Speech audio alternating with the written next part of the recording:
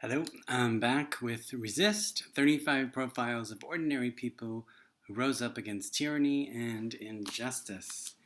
And today I'm going to be reading about Lucretia Mott. Lucretia Mott. So we are in the late 1800s, and the next topic is Ida B. Wells, and she, along with Lucretia Mott and Susan B. Anthony, were women's rights activists and fought for the right for women to vote. She said, "Any great change must expect opposition because it shakes the very foundation of privilege." She was just an ordinary girl who loved to read. Her father was a Nantucket sea captain. She loved her life by the shore. Then one day she picked up a book called Mental Improvement, or the Beauties and Wonders of Nature and Art in a Series of Instructive Conversations.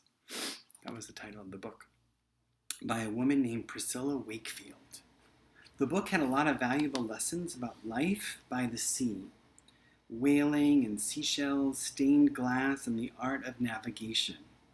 The book also talked about slavery and how violent it was, how inhumane the practice could be. It wasn't what she expected when she picked up the book. But when she finished reading, Lucretia Mott was never the same. She moved south and co-founded the Philadelphia Female Anti-Slavery Society. Her husband, James, supported her in her quest for equal rights.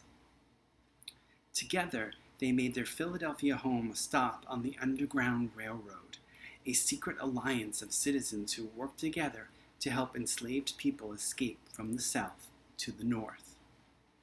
She traveled to London to speak at the World Anti-Slavery Convention. But the convention leaders, all men, wouldn't allow women to have the floor. Lucretia stood outside the convention hall and spoke anyway. It was outside that convention hall where she met Elizabeth Cady Stanton. When they returned to the United States, they decided to organize their own convention. The Seneca Falls Convention was the first women's rights conference in the United States. They put out an advertisement in the Seneca County Courier on July 11th and July 14th, 1848, that read, quote, "A convention to discuss the social, civil, and religious condition and rights of women will be held in the Wesleyan Chapel at Seneca Falls, New York, on Wednesday and Thursday, the 19th and 20th of July. Current, commencing at 10 o'clock a.m. During the first day, meeting will be exclusively for women who are earnestly invited to attend.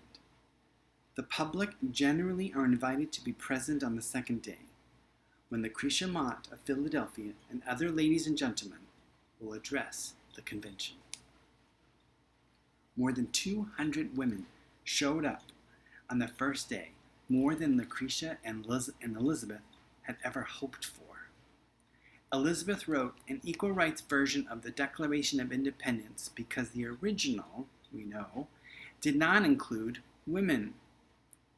Her version read, "We hold these truths to be self-evident, that all men and women are created equal, that they are endowed by their Creator with certain unalienable rights." On the second day, even more women attended the conference. In addition, more than 40 men who were supportive of women's rights attended, including anti-slavery activist Frederick Douglass. The convention was mocked by some who believed that women would never get the right to vote. But the momentum of that gathering was unstoppable. An even larger gathering of women occurred 2 weeks later in Rochester, New York, and an annual women's convention became a regular event in the women's rights movement. Lucretia and Elizabeth had turned the tide. Lucretia said, quote, "If our principles are right, why should we be cowards?" Mental Improvement, the book she had read as a child, was always on her mind. At that time, women couldn't attend men's colleges. Black students couldn't attend colleges with white students. Lucretia wanted a place where students of all backgrounds could be educated together, where they might read the same books and together go forth and change the world.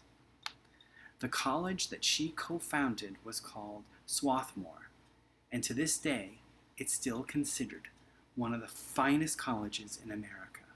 Young men and women learning side by side, Americans of all races welcomed through its doors. So this lesson is about the books we read can change our lives and the world. So she read a book as a child that changed her world, changed her life. And I know that all of you are still quite young, but can you think of a book that has done that for you? A book that has really, started something or unlocked something or got you so excited about life or the world or a topic or a subject. I was reading recently Vincent's letter that he wrote to the restaurant about shark fin soup, and he said that in his letter he said that his mom taking him to the Museum of Natural History really sparked his interest about sharks and ocean life and things like that. So not a book, but an event that sparked his interest of the love of sharks. So similar to that, is there a book that you've read or a place that you've been or even a movie that you've seen that has you that has really sparked your interest about life, about your interest in this particular topic or something like that? And if so, if you could write a little bit about that in your writing journal. Okay? All right, so that was Lucretia Mott. I'll see you next time. Bye.